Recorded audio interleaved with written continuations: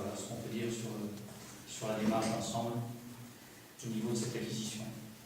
Je remarque, oui, il y a le problème de l'antenne orange. Oui, ça c'est autre chose. Oui, non, mais bon, on est sur la même parcelle, là, je vois qu'il y a des sessions et autres. On ne sait toujours pas s'il y a eu une vérification de la part de la mairie, malgré nos nombreuses demandes, pour qu'ils nous confirment la hauteur de leur antenne, l'aile de retrait et le cas échéant qui dépose une déclaration préalable. Oui, alors ce que je vous propose, c'est qu'on va vous expliquer ce qui a été fait comme démarche par rapport au courrier que vous nous avez adressé donc, il y a quelque temps. Mais est-ce que l'on peut boucler la délibération et après on revient sur cette... Pour moi, je préférerais entendre d'abord parce que c'est lié, on ne va pas prendre une seule délibération sur la division du terrain tant qu'on ne sait pas ce qu'il avait de l'antenne. Du coup, l'antenne, elle est quand même... la parcelle a été divisée en 3 et elle est sur la 3e partie pour laquelle on ne fait pas d'acquisition aujourd'hui. D'accord. Donc... Et l'acquisition des terrains, elle est liée à la nécessité de maîtriser les aspects fonciers, de bien délimiter le domaine public par rapport à la propriété d'Orange, par rapport aux travaux chemin de la gare. Donc, bon, moi je veux bien, on va du coup vous préciser ce qui a été fait. Donc, on a pu procéder à une mesure. Donc, c'est M. Avignon qui s'en est occupé de la hauteur du pylône et de l'antenne, qui effectivement, si on mesure de la base au haut de l'antenne et pas du pylône, par rapport à l'équipement supplémentaire qui a été fixé, donc socle compris, on est à 12 mètres 06. Donc 12 mètres 06, pardon, plus 1 mètre de tige métallique. Donc voilà. Donc au total, on est à 13 mètres 06.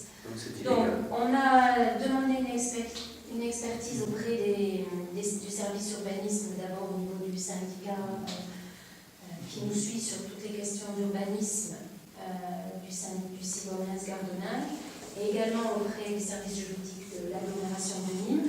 On est dans l'attente des résultats de cette expertise pour donc pouvoir décider des suites à donner par rapport à la société Orange. À l'heure actuelle, cette antenne, elle ne fonctionne pas. Ça vous a été confirmé par les services. Et on en a donc profité, donc ça c'est indépendamment des aspects urbanisme qu'on va tâcher de vérifier, et on en a profité pour faire les fameuses mesures de radiofréquence, pour voir, quand elle ne fonctionnait pas, à quel niveau on était en termes de radiofréquence. De sorte qu'à partir du moment, si cette antenne demeurait active, elle était mise en service, on pourrait faire, du coup, on a un état zéro, entre guillemets, et on pourra faire une mesure qui montrera s'il y a un écart entre l'état zéro et puis l'antenne en fonctionnement. Voilà. Donc aujourd'hui, on est dans l'attente de cette expertise parce que ce qui est un petit peu délicat, c'est que si on ne prend pas en compte l'antenne posée sur le pylône pour utiliser chaque terme, enfin l'équipement posé sur le pylône, là on dépasse 1 mètre, et si on ne le prend pas en compte, on est à 6 cm près, là. Donc, s'il était confirmé que Orange se devait de déclarer, de déposer un UDP, eh bien on les mettra en demeure de le faire. Au-dessous de 12 mètres, voilà. C'est la règle. Il faut juste qu'on soit sûr, avant de les mettre en demeure d'eux, du fait que cet aspect équipement sur le pylône, il y a toujours des... Non, mais on est à 12,06, c'est ça l'intérêt. Moi aussi, je l'ai mesuré, je vous rassure. C'est 12 mètres et en dessous. Donc le flux fait 12, mais il y a le socle et il y a une faute sur le flux. Le truc, c'est un truc, je pense, pour la foudre qui est dessus, quelque chose pour amener à la terre. Et de toute façon, c'est cette partie intégrante de la construction. La loi est claire en ce niveau-là. Donc, si vous voulez, elle n'a pas lieu d'être là. Et ils ne pourront pas en redéposer une autre, parce qu'ils n'ont pas les reculs par rapport... Ils n'ont pas la distance par rapport à la société. Voilà. Donc... J'ai une solution, c'est la mettre en face. Là, on sait qu'il y a les autres.